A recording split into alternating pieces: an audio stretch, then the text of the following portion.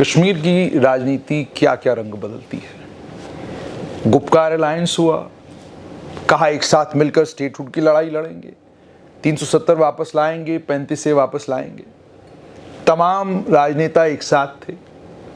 Sajjad Ghani loan ने, आपको याद होगा, जम्मू कश्मीर पीपुल्स कॉन्फ्रेंस के नेता सज्जाद गनी लोन गुपकार अलायंस का एक अहम हिस्सा थे। चुनाव आए डीडीसी के, आरोप लगाया उन्होंने नेशनल कॉन्फ्रेंस के ऊपर कि मेरी पीठ में छुरा घोंपा है, गुपकार अलायंस से बाहर हो गए। लेकिन जम्मू कश्मीर पीपुल्स डेमोक्रेटिक पार्टी उस गुपकार का हिस्सा बनी रही।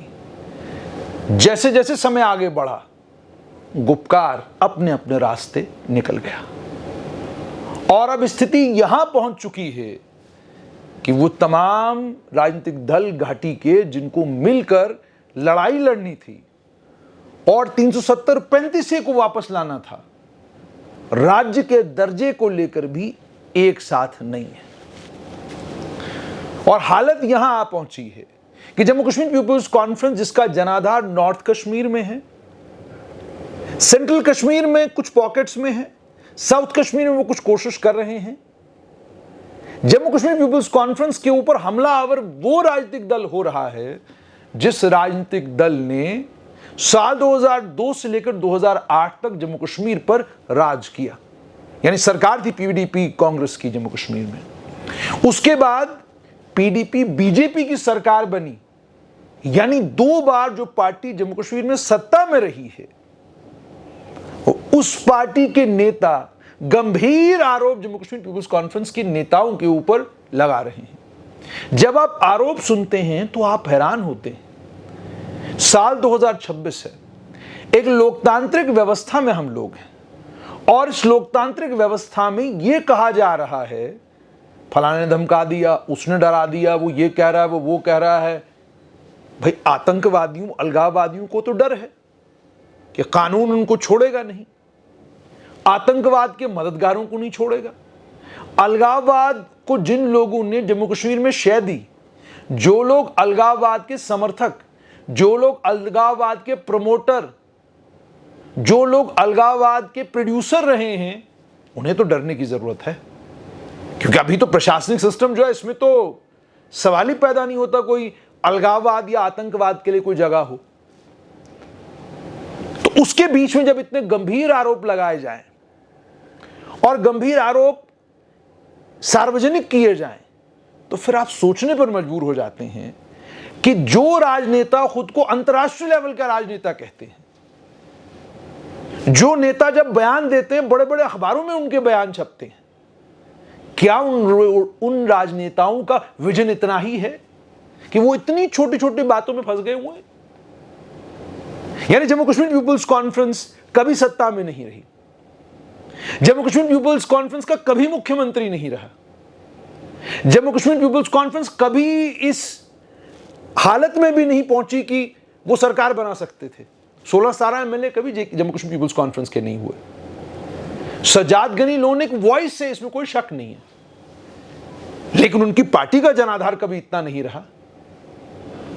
और उनकी पार्टी को लेकर, उनके जनाधार को लेकर जब इस तरह की बातें हों, और वो भी एक ऐसी पॉलिटिकल पार्टी बातें करे जो पॉलिटिकल पार्टी सत्ता में रही हो, जिस पॉलिटिकल पार्टी ने जम्मू कश्मीर का गृह विभाग चलाया हो, जिस पॉलिटिकल पार्टी पर आरोप लगे हैं अलगाववादियों की मदद करने के, जिस पॉलिटिकल पार्टी का एक चुना हुआ नुमाइंदा एक आतंकवाद से जुड़े हुए मामले में अभी भी एफआईआर भुगत रहा है, वो पॉलिटिकल पार्टी जो सत्ता में रही हो, जिसका अलायंस बीजेपी के साथ रहा हो, और जो पॉलिटिकल पार्टी जम्मू कश्मीर जब राज्य था तब सत्ता में रही हो, जब उस पॉलिटिकल पार्टी के नेता बयान देने से पहले यह भी ना सोचें कि जो वो बयान दे रहे हैं उस बयान का मतलब क्या है, उस बयान की मानी क्या है। यानी वो पॉलिटिकल पार्टी ये कहने की कोशिश कर रही है कि लोकतांत्रिक व्यवस्थाएं काम नहीं कर रही हैं, लोकतंत्र कहीं है ही नहीं, हमको कोई भी डरा सकता, हमको कोई भी धमका सकता है। किसी के कहने पर दिल्ली, आज की दिल्ली किसी के कहने पर चलती है। यानी केंद्र गृह मंत्री अमित शाह के नीचे काम करने वाला तंत्र किसी के कहने पर चलता है, किसी के इशारों पर चलता है। वो कहते जैसा कहते वैसा होता। कब हुआ जम्मू कश्मीर में ऐसा? कहां हुआ? प्रमाण कहां है? सबूत कहां है? जरूरत तो इस बात की थी कि विपक्ष सारा इकट्ठा होकर नेशनल कॉन्फ्रेंस के साथ मिलकर स्टेटहुड की लड़ाई लड़े, केंद्र सरकार को अपने अपने तरीके से सुझाने की, बताने की, समझाने की कोशिश करें कि जम्मू कश्मीर को जल्द पूर्ण राज्य का दर्जा दीजिए। लेकिन वहां पर जब ये पॉलिटिकल पार्टीज जो कल तक एक प्लेटफॉर्म पर थी, आज एक दूसरे के साथ लड़ाई लड़ रही हैं, एक दूसरे को छोटा करने की कोशिश में लगी हुई हैं, तो साफ समझ में आ रहा है इन पॉलिटिकल पार्टीज का मकसद अपने रिवाइवल, अपनी पॉलिटिकल पार्टी को बचाना, अपनी पॉलिटिकल पार्टी को आगे चलाना, इससे इसके आगे इनका कोई मकसद नहीं है। ये स्टेटहुड को लेकर या स्टेटहुड से जुड़े हुए मामलात को लेकर गंभीर नहीं है। अगर गंभीर होते तो फिर कोशिश ये करते कि वो राजनीतिक दल, जिन राजनीतिक दलों का जनाधार इस राजनीतिक दल के कंपैरेटिवली कम है, उनको साथ लेकर चला जाए। जो टॉप लीडरशिप होती है, उस टॉप लीडरशिप की हर वक्त समय ये कोशिश रहती है कि कोई ऐसा मतभेद, कोई ऐसा बवाल न कटे जिसके चलते जितनी भी पॉलिटिकल वॉइसेस कश्मीर की हैं वो अलग अलग प्लेटफॉर्म्स पर बात करना शुरू करें।